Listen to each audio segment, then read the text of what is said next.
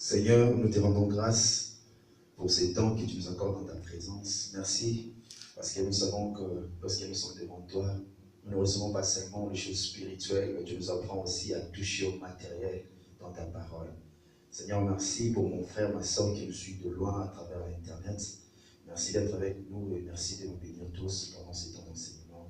Nous te prions au nom de Jésus. Amen. Je bénis le Seigneur pour ces moments. Je vous salue, vous tous qui nous suivez de partout. Je m'appelle le frère Eli Ikofo et je suis serviteur de Dieu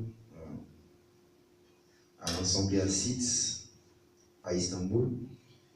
J'aimerais partager avec nous un enseignement dans ces séries d'enseignements que nous aurons désormais à travers les câbles par les nombreux hommes de Dieu qui vont passer ici. Aujourd'hui, je vous ai apporté un enseignement par la grâce du Seigneur qui s'intitule « L'homme parfait, virgule, un état de vie ». L'homme parfait, virgule, un état de vie.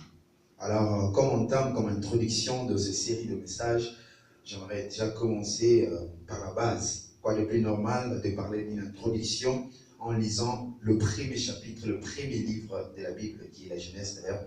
Donc nous allons lire la Genèse chapitre 1, verset 1, jusqu'au verset 31. Une longue lecture qui nous sera bénéfique par la grâce de Dieu. Genèse chapitre 1, verset 1, jusqu'au verset 31. Je lis au nom de Jésus. Au commencement, Dieu créa les cieux et la terre. La terre était informe et vide. Il y avait des ténèbres à la surface de l'abîme, et l'Esprit de Dieu se mouvait au-dessus des eaux. Dieu dit que la lumière soit, la lumière fut. Dieu dit que la lumière était bonne, et Dieu sépara la lumière d'avec les ténèbres. Dieu appela la lumière jour, et il appela les ténèbres nuit. Ainsi, il y eut un soir, et il y eut un matin. Ce fut le premier jour. Dieu dit qu'il y ait une étendue entre les eaux, et qu'elle sépare les eaux d'avec les eaux. Et Dieu fit l'étendue, et il sépara les eaux qui sont au-dessous de l'étendue d'avec les eaux qui sont au-dessus de l'étendue. Et cela fut ainsi. Dieu appela l'étendue ciel. Ainsi, il y eut un soir et il y eut un matin. Ce fut le second jour. Dieu dit que les eaux qui sont au-dessous du ciel se rassemblent à un seul lieu et que le sec apparaisse. Et cela fut ainsi. Dieu appela les secs terre et il appela la masse des eaux mer. Dieu vit que cela était bon. Puis Dieu dit que la terre produise de la verdure, de l'herbe apportant de la sémence, des arbres fruitiers donnant du fruit selon leur espèce et ayant en eux leur sémence sur la terre. Et cela fut ainsi. La terre produisit de la verdure, de l'herbe apportant de la sémence selon son espèce, et les arbres donnant du fruit et ayant en eux leur sémence selon leur espèce. Dieu vit que cela était bon. Ainsi il y eut un soir et il y eut un matin. Ce fut le troisième jour. Dieu dit qu'il y ait des luminaires dans l'étendue du ciel pour séparer les jours d'avec la nuit. Que ce soit des signes pour marquer les époques, les jours et les années, et qu'ils servent de lumière dans l'étendue du ciel pour éclairer la terre. Et cela fut ainsi. Dieu fit les deux grands luminaires, le plus grand luminaire pour présider au jour et le plus petit luminaire pour présider à la nuit. Il fit aussi les étoiles. Dieu le plaça dans l'étendue du ciel pour éclairer la terre, pour présider au jour et à la nuit, et pour séparer la lumière d'avec les ténèbres. Dieu vit que cela était bon. Ainsi il y eut un soir et il y eut un matin. Ce fut le quatrième jour. Dieu dit que les eaux produisent en abondance des aliments vivants, et que les oiseaux volent sur la terre vers l'étendue du ciel. Dieu créa les grands poissons et tous les animaux vivants qui se meuvent, et que les eaux produisirent en abondance selon leur espèce. Il créa aussi tout oiseau ailé selon son espèce. Dieu vit que cela était bon. Dieu les bénit en disant, soyez féconds, multipliez et remplissez les eaux de la mer, et que les oiseaux multiplient sur la terre. Ainsi il y eut un soir et il y eut un matin. Ce fut le cinquième jour. Dieu dit que la terre produise des animaux vivants selon leur espèce, du bétail, des reptiles et des animaux terrestres selon leur espèce. Et cela fut ainsi. Dieu fit les animaux de la terre selon leur espèce, le bétail selon leur espèce, et tous les reptiles de la terre selon leur espèce. Dieu vit que cela a été bon. Puis Dieu dit, faisons l'homme à notre image, selon notre ressemblance, et qu'il domine sur le poisson de la mer, et sur les oiseaux du ciel, sur le bétail, sur toute la terre, et sur tous les reptiles qui rampent sur la terre. Dieu créa l'homme à son image, et il les créa à l'image de Dieu. Il créa l'homme et la femme.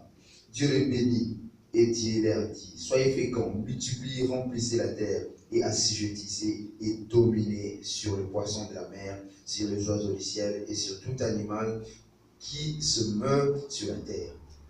Et Dieu dit, voici, je vous donne toute l'herbe portant de la sémence et qui est à la surface de toute la terre, et tout arbre ayant en lui du fruit d'arbre et portant de la sémence, ce sera votre nourriture.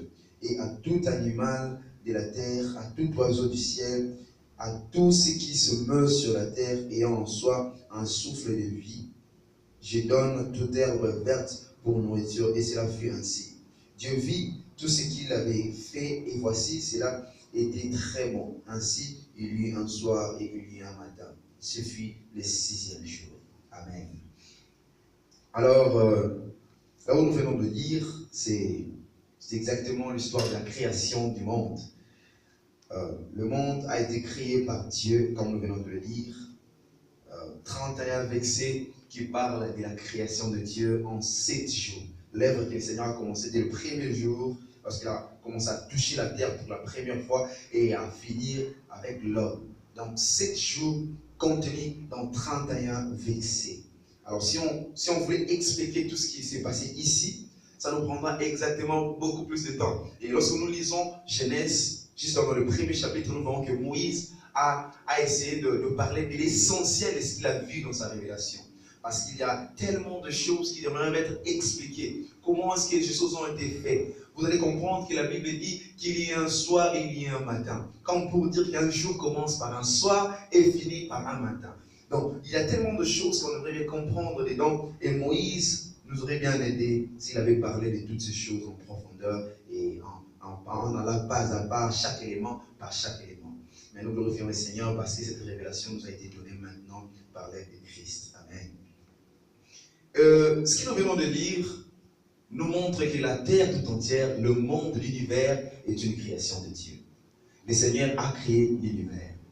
Et pour entamer ce message, j'aimerais commencer par nous raconter une histoire. On nous parle souvent d'une histoire dans la Bible. Et cette histoire, c'est l'histoire de quelque chose s'est passé dans le ciel. En ce moment-là, il n'y avait pas encore de terre. Les choses étaient différentes. C'est-à-dire que dans le ciel, il y avait Dieu, il y avait des anges, il y avait la louange, il y avait l'adoration. Quand Dieu passait, les anges, les vieillards, tout ce qui était comme vivant dans le ciel, commençait à adorer Dieu. Quand la présence de Dieu passait, on adorait le Seigneur. Mais il y a eu un moment, quelqu'un s'est présenté pour dire qu'il était contre l'adoration de Dieu. Et cet homme s'appelle Lucifer, l'ange de la lumière. Et il a été jeté sur la terre. Oh, je me rends compte qu'un jour, j'ai lu un passage qui disait « Malheur à toi à la terre » parce que le diable est descendu. Malheur à l'homme parce que le diable est descendu. Le diable qui s'est opposé à Dieu a été jeté sur terre. Je me posais la question. Dieu savait exactement que le diable n'était pas en pouvoir, n'était pas en mesure de combattre contre lui. Il n'était pas en mesure de le faire parce qu'il a été créé par Dieu. Mais ce qui s'est passé pour que Dieu jette le diable sur terre, c'est tout simplement parce que Dieu est parfait. La perfection de Dieu ne laisse pas la place à des avis différents. Et le diable, en faisant cela, le diable, en se montrant contre l'adoration de Dieu, il a amené l'imperfection là où régnait la perfection. C'est pourquoi Dieu a jeté le diable sur terre. Alors, je ne suis pas vraiment là-bas, mais j'aimerais parler aujourd'hui de la création. L'histoire de la création entre Dieu et l'homme était une question de relation depuis le début. tout ce que Dieu avait créé, absolument tout, c'était juste des informations, des enseignements qui devaient se mettre à travers le temps. Dieu a créé toutes choses pour un but. Il a créé la mer pour un but. Il a créé les oiseaux pour un but. Il a créé les animaux pour un but. Il a créé l'homme pour un but. Et c'est ce que nous allons apprendre tout au long de ce message. Dieu a créé toutes choses pour un but. Il n'y a rien qui a été créé sur cette terre sans but.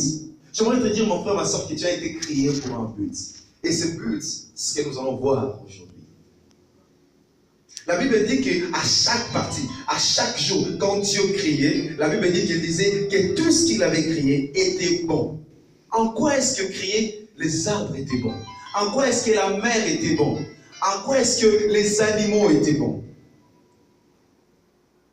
Dans Romains chapitre 1, verset 19, la Bible dit,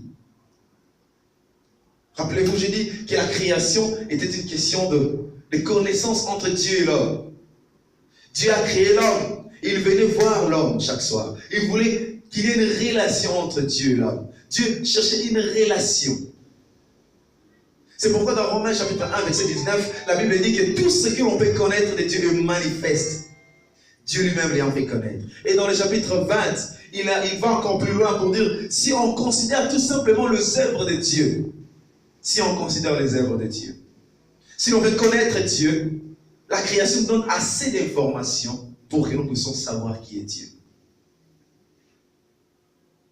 Dieu, en visant la connaissance, en visant la relation avec l'homme, il savait absolument qu'il était invisible et c'était difficile pour l'homme de le connaître. C'est pourquoi dans Romains, j'aimerais que nous puissions lire ce passage, dans Romains chapitre 1, 19 à 20,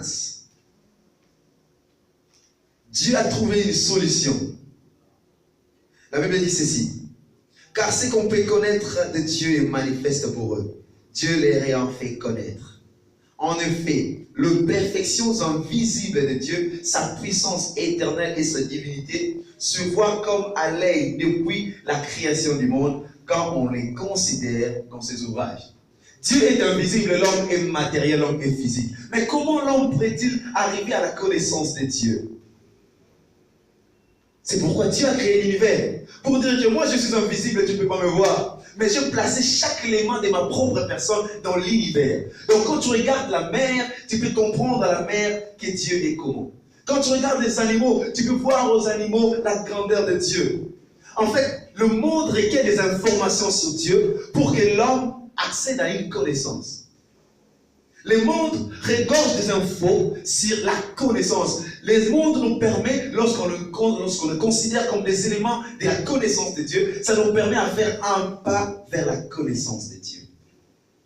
Faire un pas vers la connaissance de Dieu.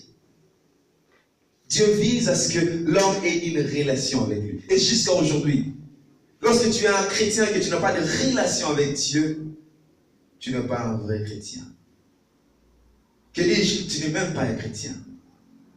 Car la chrétienté est une question de relation. C'est pourquoi la Bible dit que le Saint-Esprit qui est déplacé en nous témoigne en nous que nous sommes fils de Dieu. Témoigne de la relation, de la paternité qu'il y a entre la personne qui reçoit Christ dans sa vie et Dieu qui est dans le ciel. Il faut qu'il y ait une relation. Et cette histoire de relation a commencé depuis très longtemps dans les jardins. Dieu visait la relation. Et lorsqu'il a créé absolument tout, c'était des enseignements pour l'homme. Il enseignait l'homme qu'est-ce qu'il était. Il enseignait l'homme. Il a créé toutes choses pour un but. Par exemple, il a créé la mer Rouge en sachant qu'un jour les enfants d'Israël sortiraient de l'Égypte et qu'ils viendront vers la mer Rouge et il fera un miracle pour qu'ils considèrent que Dieu est grand. Il a créé les étoiles en sachant qu'un jour il prendrait Abraham, il sortira Abraham, il lui montrerait les étoiles pour dire ta postérité serait comme les étoiles. Il a créé les étoiles pour Matthieu chapitre 2 dans la naissance de Christ. Pour que les étoiles puissent montrer que Christ est né, pour que les étoiles puissent montrer aux astronautes, aux mages, qu'un roi est né. Il a créé la lumière pour qu'un jour, ce passage qui dit que tout don excellent provient du Père de lumière soit en explication correcte. Il a créé la lumière pour dire que je suis lumière, pour qu'un jour l'on connaisse Dieu comme étant lumière. Il a créé les ténèbres. Et la Bible dit depuis le commencement, il a séparé la lumière des ténèbres. Il a créé les ténèbres pour que nous puissions voir l'exemple des forces du mal. Tout ce que Dieu a créé a un but. Et même le poisson. Il a créé le poisson pour qu'un jour, Jonas, qui fouillait, c'est pourquoi Dieu l'a appelé à aller enseigner à Ninive. Pour qu'un jour, ces poissons servent de transporteurs pour Jonas. Il a créé le poisson pour qu'un jour, Christ fasse le miracle d'avoir l'argent dans la gueule du poisson afin de payer les impôts. Dieu a créé toutes choses pour un but. Il a créé toutes choses pour un but. Mais ce que j'ai aimé dans Genèse chapitre 1, c'est que la Bible parle de chaque jour, après création, que tout cela était bon. Bon. Il a créé la terre, le premier jour, c'était bon. Il a créé la lumière, bon. Il a créé ceci, bon. Le poisson, les animaux, bon. Bon, absolument bon. Les renseignements sur Dieu étaient bons, absolument bons. Mais il y avait quelque chose qui manquait. Et la Bible dit le 6e jour, il a créé l'homme. Et lorsqu'il a créé l'homme, après avoir fini de créer l'homme, il lui a donné des ordres remplis, domine sur la terre. Mais ce que j'ai aimé à la fin, il dit que tout ce dont il avait créé était devenu maintenant très bon. Avant que l'homme soit sur la terre, toutes ces choses étaient bonnes. Il y avait déjà 6 jours de bonté, 6 jours de choses bonnes. Mais le 6e jour, lorsqu'il a créé l'homme, au lieu maintenant de dire que ces choses sont encore bonnes, mais il dit que cela a été très bon. Et dans notre version, parole vivante, bonne nouvelle, ils disent que ces choses étaient parfaites. Comme pour dire que l'élément de la perfection dans le monde, c'est l'homme. Le monde était très bon. Le monde était bon avant que l'homme arrive. Et quand l'homme est arrivé, il a ajouté un élément qui fait du monde parfait. J'aimerais te dire à toi qui penses que tu es inutile dans ce monde. Sache que par ta manière de vivre, tu fais que ce monde soit parfait. La Bible dit que le 6e jour, Dieu a vu que tout ce qu'il avait créé était parfait. Dieu a vu que tout ce qu'il avait créé était très bon. Les étoiles qui existaient déjà, les poissons, les animaux, les oiseaux, tout ce qui existait. Dieu avait vu que tout cela était bon. Mais après avoir créé l'homme, il vit que cela était très bon. Mais ce que j'ai aimé ici, c'est que je parlais du monde, de l'œuvre, de la création, comme selon Dieu voulait montrer aux hommes des informations, des renseignements sur lui-même. Mais en quoi est-ce que l'homme était important? En quoi est-ce que l'homme était essentiel pour apporter la perfection? Parce que nous savons que Dieu est parfait. C'est là même au chapitre 26, quand la Bible dit que Dieu a dit, créons l'homme à notre image, à notre ressemblance. Donc Dieu a commencé à placer d'abord les informations sur lui. Ensuite, il a placé les vivants de lui-même. Lorsque nous avons des informations, ces informations n'ont pas de valeur si ces informations n'ont pas de vie. Alors Dieu dit qu'ils auront des informations sur moi, mais cela ne l'amènera pas à me connaître. Il faut maintenant que je vive au milieu d'eux. C'est comme ça qu'il a créé un homme qui devait représenter Dieu sur terre. Pour dire que toi et moi, nous sommes des représentants de Dieu sur terre. Il a mis dans l'homme son esprit, afin que l'homme porte dans ce monde l'image de Dieu. Vous savez, mon frère et sœur, que ce monde a un trou. Ce monde a un trou qui devait être comblé par la présence de Dieu. Et Dieu a placé les choses nécessaires dans chaque homme, femme, enfant. Dans chaque personne. Il a placé les choses nécessaires pour prendre la place de Dieu et combler ce monde. Et combler le vide de Dieu dans ce monde.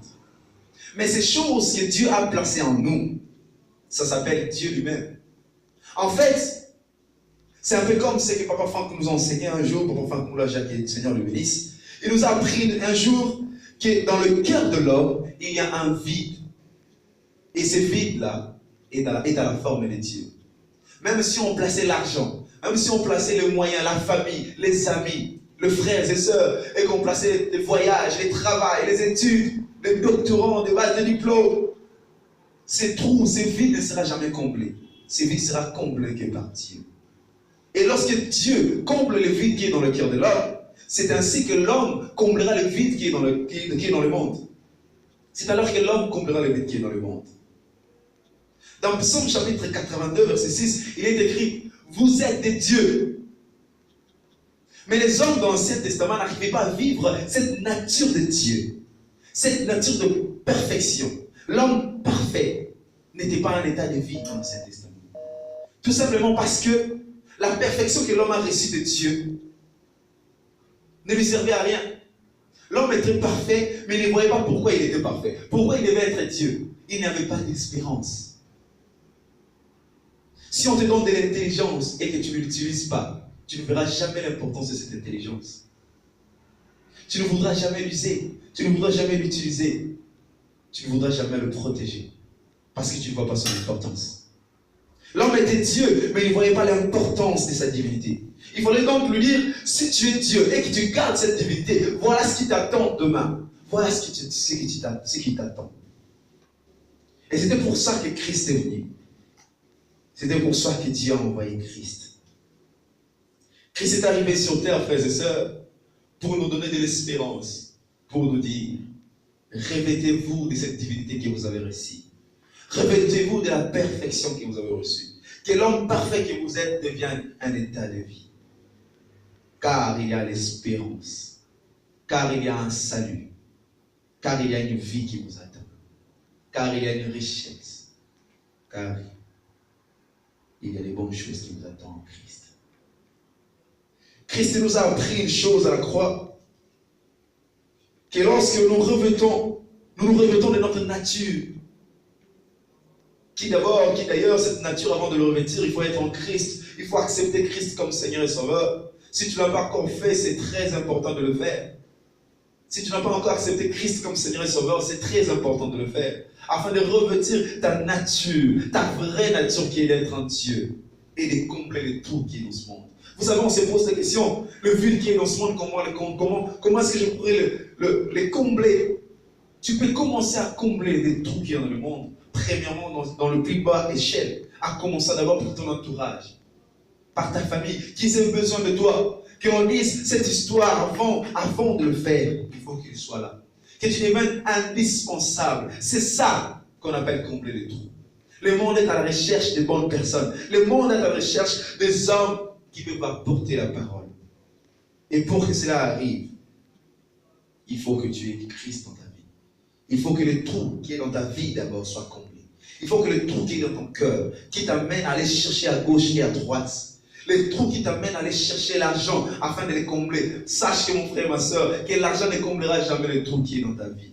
C'est Christ qui les comblera.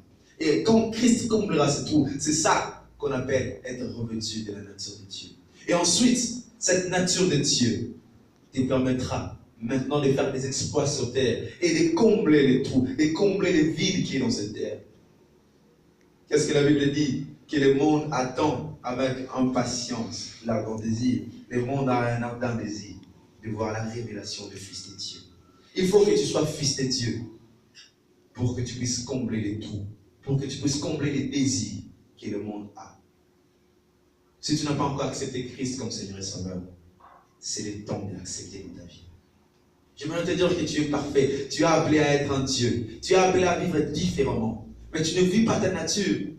Tu ne vis pas ta nature d'homme parfait. Tu ne vis pas ta nature d'une femme parfaite, tout simplement parce que cela n'est pas encore une vie. Tu n'as pas encore d'espérance. Mais lorsque tu es en Christ, le Christ pourra une espérance pour nous. L'espérance de la richesse, non seulement dans le ciel, mais ici sur terre. Tu seras béni ici sur terre.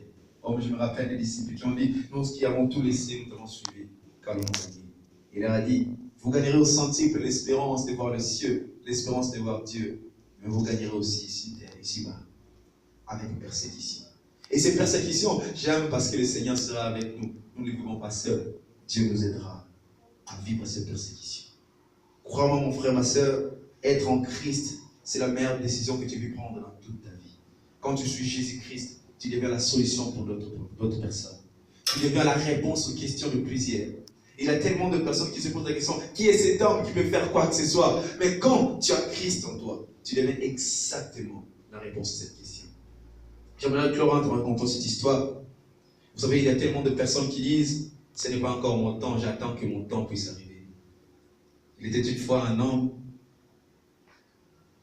qui était coiffeur. Il coiffait un pasteur. Un jour, ce pasteur est allé chez lui pour le coiffer. Alors, en arrivant là-bas, en train de le coiffer, et l'homme était en train de parler au pasteur. Le pasteur cherchait tout le moyen, tous les jours qu'il le coiffait, à enseigner cet homme à évangéliser. Et l'homme disait, non, vis-à-vis des choses que je vois sur terre, je ne pense pas que Dieu existe. Si Dieu existait, pourquoi ces choses arrivent? Pourquoi cette calamité? Pourquoi les gens meurent? Pourquoi les pauvres? Pourquoi les gens souffrent? Et alors, le pasteur manquait de mots. Un jour, le pasteur, après avoir été coiffé par ses frères, il sortait à l'extérieur. Il voit un homme qui avait tellement de barbe, de cheveux bizarres. Il prend cet homme, il l'amène vers cet homme-là, le coiffeur, il lui dit, tu vois cet homme, il est mal coiffé, il est sale. Tout simplement parce que dans ce monde, il n'y a pas de coiffeur. Le coiffeur lui dit, non, dans ce monde, il y a des coiffeurs. Par exemple, moi, je suis coiffeur. Il lui dit, non, non, non, s'il y avait des coiffeurs, cet homme n'allait pas être ainsi. Il lui dit, non, mais il existe des coiffeurs, je suis un coiffeur. C'est à lui de venir vers moi pour que je le coiffe, pour qu'il soit propre. Et le pasteur lui dit, exactement, Dieu existe, mais c'est à toi de venir vers Dieu. Dieu a fait déjà un pas d'envoyer Christ, te permettre de vivre une vie nouvelle. Mais c'est à toi de faire le pas. Tu dois décider de venir en Christ si tu veux que ta vie change. Que le Seigneur bénisse cette parole. Seigneur, nous te disons merci. Merci pour ta parole. Fais que cette parole soit vive dans le cœur de ma sœur et de mon frère qui nous a suivis. Quelle que soit la distance, je sais que ta parole n'a pas de limite. Seigneur, bénis ces moments, que nous puissions nous transformer en toi, dans le nom de Jésus-Christ. Amen.